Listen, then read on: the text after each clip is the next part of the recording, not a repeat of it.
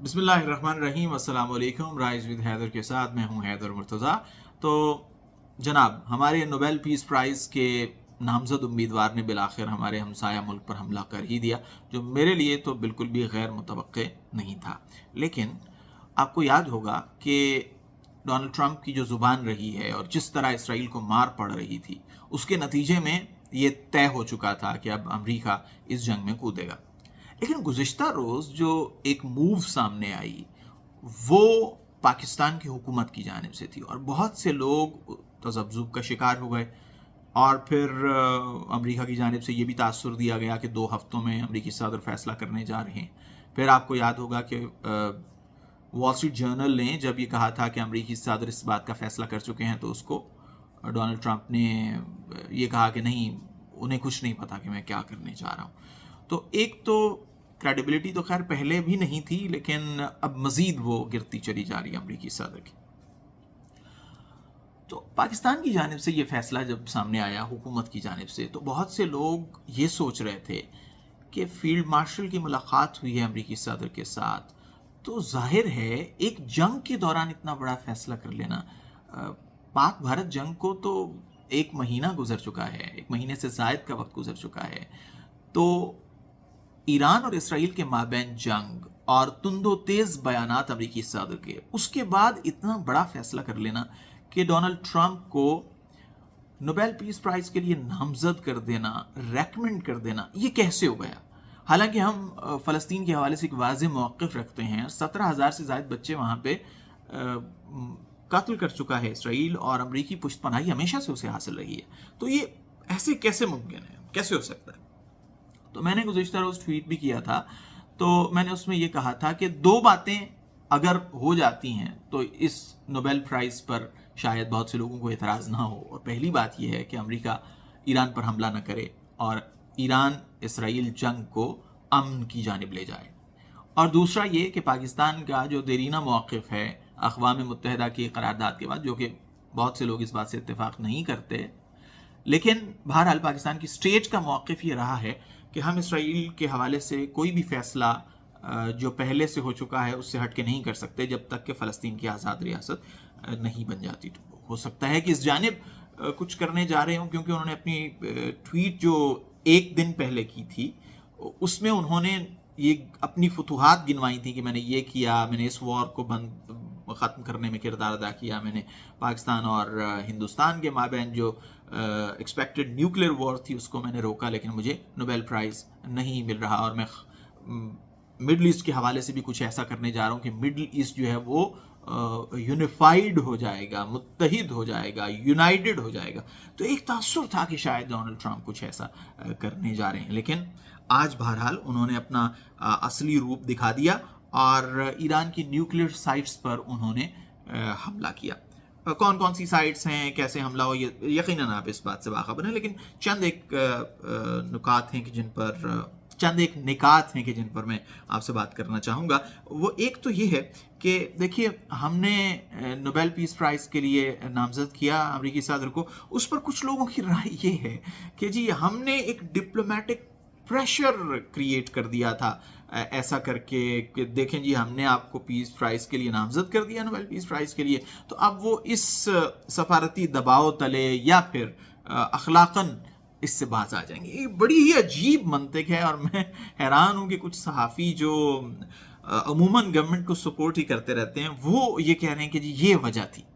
आप देखिए कि अगर वाकई ऐसा था तो इसका मतलब है कि पाकिस्तान ने खुद को बहुत ही ओवररेट कर लिया था कि एक शख्स जो कि खुद को सुपर पावर मुल्क का सदर कहता है, जो कि ये ऐलान तकरीबन कर चुका है कि वो ईरान पर हमलावर होने जा रहे हैं, जो यहाँ तक कह चुका है कि वो ईरान के सुप्रीम लीडर को जानते हैं कि वो कहाँ छुपे हुए हैं और अभी तक तो हम उन्हें कातिल नहीं कर रहे। अभी तक से मुराद ये था कि वो धमकी दे रहे हैं कि हम उन्हें कातिल भी कर सकते हैं। तो वो इस बात के प्रेशर में आ जाएगा और अपना फैसला बदल देगा कि जी पाकिस्तान ने मुझे नोबेल पीस प्राइज़ के लिए नामजद कर दिया। So it was a diplomatic blunder, और उससे जो नुकसान हुआ है उसको ये फैसला वापस भी ले लिया जाए तो वो नुकसान तो अब हो चुका है और उसका कोई इजाला नहीं हो सकता। बहरहाल, अगर ट्रंप के خطاب کی بات کی جائے تو آپ کو پتہ ہے اس میں کیا کہا ہے؟ اس میں کس کو مبارکباد دی آپ نے؟ گیس کریں کس کو مبارکباد دی ہوگی اس نے؟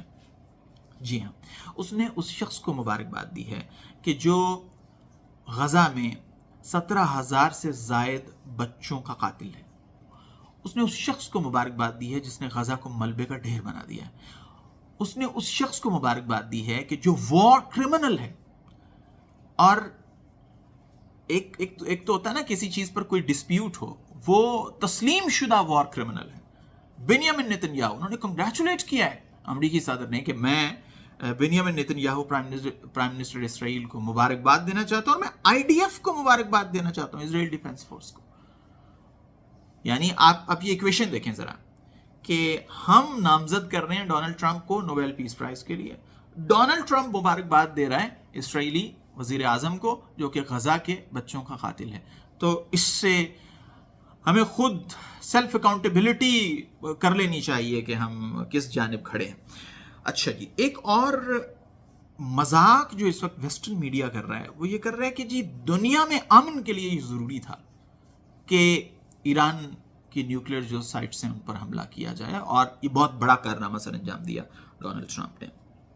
تو ذرا ایک نظر ہم ڈالتے ہیں افغانستان، عراق، فلسطین، لیبیا، شام، لبنان، یمن، یہ سب وہ مسلم ممالک ہیں کہ جن پر براہ راست یا پھر انڈائریکٹ حملہ کرنے اور تباہی و بربادی لانے میں امریکہ کا کلیدی کردار رہا ہے.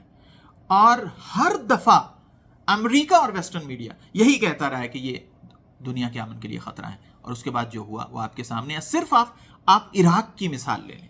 عراق کے حوالے سے کتنا بڑا جھوٹ گھڑا امریکہ نے اور اس کے اتحادیوں نے، یو کے نے، کہ جی عراق میں ویپنز آف میس ڈسٹرکشن ہے، اور پھر لاکھوں عراقیوں کو موت کی گھاٹ اتار دیا.